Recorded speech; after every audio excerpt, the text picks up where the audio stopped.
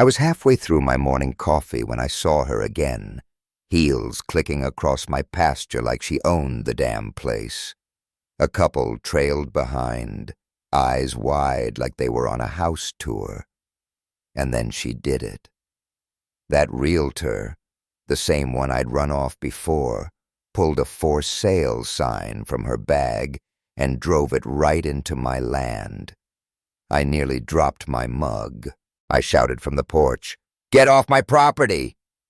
She just gave me a friendly wave like I was the town mascot, not the guy who owns the land she's trespassing on. I stormed down there, heart pounding loud enough to scare the goats, and when I got close, the couple looked confused. But that woman, she smirked. "This lot's part of Cedar Ridge Hills now," she said. "You've been annexed." Annexed, like I was some old territory on a map they could color in. "My name's Jack Warren. I'm a retired Marine. Been living on this 12-acre slice of Texas for 15 years. Chickens, goats, a barn I built with my own hands, and the view of the hilltops every evening like clockwork. I came out here after my wife passed. Needed peace. This land is peace. My daughter Lucy visits when she can, helps out, brings a little life back. But lately, peace doesn't come easy. It started small. A new HOA development sprouted up about a mile down the road. Cedar Ridge Hills. Shiny houses, identical mailboxes, matching kids in tennis outfits. At first, I didn't care. Then they built a sidewalk straight to my fence. Suddenly, strangers were strolling through like it was a park. Someone left the gate open, goats in the street. I posted a big fat "No Trespassing" sign. It was gone the next morning. Then came the flyers. "Future ranch lots available," with a cartoon barn that looked suspiciously like mine. I laughed at first, thought it was a printing error, until I saw a man in a suit walking my property line with a clipboard. "I'm surveying," he said. "We have HOA approval." "For whose land?" I asked. He just smiled. "It's all in the plan. County records said otherwise. My deed hadn't changed. My zoning hadn't changed. But theirs, their imagination sure had." Next, they sent a crew of realtors in an SUV to take photos. My barn, my truck, even my damn porch swing. One woman said, "You'll want to mow the thistles before the showings start." Like hell. I told them to leave. They giggled like I was some cranky farmer in a rom-com. It only got worse. Open house signs started popping up. A couple actually walked out of my barn one afternoon. "We're interested in making an offer," the man said. I nearly lost it. "On what?" I asked. "Lot 37B, he said. That's when I realized they'd made up a lot number for my ranch.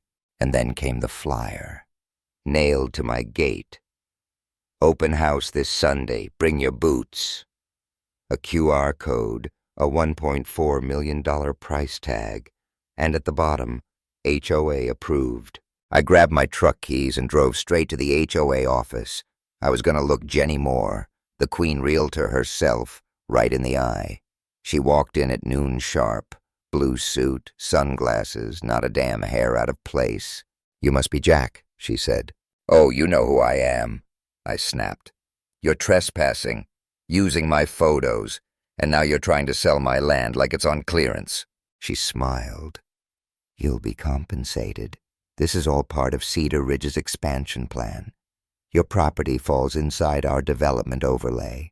"Overlay my ass," I said. "I never signed a thing." Jenny pulled a document from her bag. Legal jargon, fake zoning mumbo-jumbo, and at the bottom, a sloppy version of my signature. It was a forgery. "This is fraud," I said. She shrugged. "That's for the courts." I told her if she set foot on my land again, I'd call the sheriff. She handed me a cease and desist letter, accusing me of interfering with their business. "You ever feel your blood pressure climb so high it buzzes behind your eyes?" That was me, right before I got a drone. and security cams. Lucy came home from college and helped me install everything. That girl's smarter than a fox with a grudge. Then the bulldozer came. I heard it before I saw it, rumbling down my gravel road like it had an appointment. Behind it, a flatbed stacked with concrete. Jenny rolled up right after, acting like she was hosting a ribbon cutting. "Construction begins today," she said. "Welcome center for the community. You touch that barn," I warned the driver, "and I'll file charges so fast your wrench'll melt." He shut off the engine. Good man. Sheriff Daniels arrived just in time. Jenny handed him another fake permit.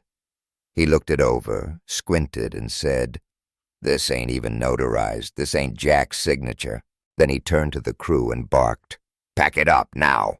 For the first time, Jenny flinched, but it wasn't over. That night, someone smashed a post through my front porch, carved into it, one word, "Leave." Lucy cried when she saw it. Paul, my neighbor, another Marine, looked like he was ready to bring back the war. We went full defense mode, lawyered up, got Megan, an investigative journalist from Austin, on board. Paul had a buddy named Ray, security at the HOA clubhouse. He started feeding us info, internal emails, video footage. Then we hit gold, a video of Jenny telling their attorney, "Once the barn's gone, we own the view." Another one, "If we bury him in paperwork, he'll give up." That was all our lawyer Abigail needed. She filed motions, hit the press, and boom, our story exploded. HOA members started resigning. Jenny refused, so they doubled down, filed for eminent domain, said they needed my ranch for community recreation space. Sent a guy in a black suit with a federal folder to my door. "This land is pending review," he said. "Bull," I muttered. He didn't even blink. We had 72 hours to stop it. Ray helped us sneak into Jenny's office. Behind a locked drawer, files, recordings, a flash drive marked confidential. One note read, "Just get rid of Jack Warren already." We submitted everything, photos, videos, forged docs, recorded calls. And 2 days later, Jenny Moore was arrested, in cuffs, right out of her precious HOA building. The federal spokesperson held a press conference the next morning. "The eminent domain request has been denied due to fraudulent documentation." That night I stood on my porch again. My barn still there, my land untouched. Lucy beside me, fireflies blinking in the trees. It started with a realtor in high heels. It ended with national headlines, criminal charges, and a community that stood up when the system tried to bulldoze the little guy. But I'll tell you what, this ain't over, not really, because desperate people do desperate things, and I've got eyes on every corner now. What would you do if they tried this on your land,